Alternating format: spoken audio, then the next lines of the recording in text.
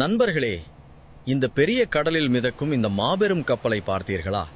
இதுதான் உலகத்தையே இயக்கும் எண்ணெய் கப்பல். ஆனால் இந்த கப்பலில் ஆயிரக்கணக்கான டன் எண்ணெய் எப்படி நிரப்பப்படுகிறது தெரியுமா? இது ஒரு வியக்கத்தக்க தொழில்முறை செயல்முறையாகும். முதலில் இந்த கப்பல் ஒரு பெரிய துறைமுகத்தில் நிறுத்தப்படும். அங்கே நிலத்தில் இருக்கும் பெரிய குழாய்கள் இந்த கப்பலுடன் இணைக்கப்படும். இந்த குழாய்கள் சாதாரணமில்லை, இவை லீக் ஆகாமல் இருக்க ஸ்பெஷல் லாக்கிங் சிஸ்டமுடன் இருக்கும். இது மிகவும் பாதுகாப்பான மற்றும் உறுதியான இணைப்பு ஆகும். அடுத்தது, மிக சக்தி வாய்ந்த பம்புகள் வேலை செய்ய ஆரம்பிக்கும். இந்த பம்புகள் கப்பலை மிக வேகமாக நிரப்ப பயன்படும் பிரம்மாண்டமான இயந்திரங்களாகும். இந்த கப்பலுக்குள் ஒரு பெரிய காலி இடம் இல்லை, பல டேங்குகள் இருக்கும். ஏன் தெரியுமா? கப்பல் சாயாமல் இருக்க எண்ணெய் சமமாக நிரப்பப்படும். இந்த முழு செயல்முறையும் ஒரு கண்ட்ரோல் ரூமிலிருந்து கண்காணிக்கப்படுகிறது. ஒரு தவறும் நடந்தால் அது ஒரு பெரிய விபத்தாக முடிந்துவிடும் என்பதை நாம் நினைவில் கொள்ள வேண்டும்.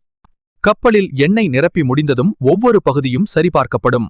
ஏனெனில் ஒரு சிறிய லீக் கூட பேரழிவாக மாறலாம். இப்படிதான் உலகத்தின் எரிபொருளை சுமந்து செல்லும் இந்த எண்ணெய் கப்பல்கள் வேலை செய்கின்றன. இதுவே உலகின் எரிபொருள் விநியோகத்தின் மிக முக்கியமான ஒரு பகுதியாகும்.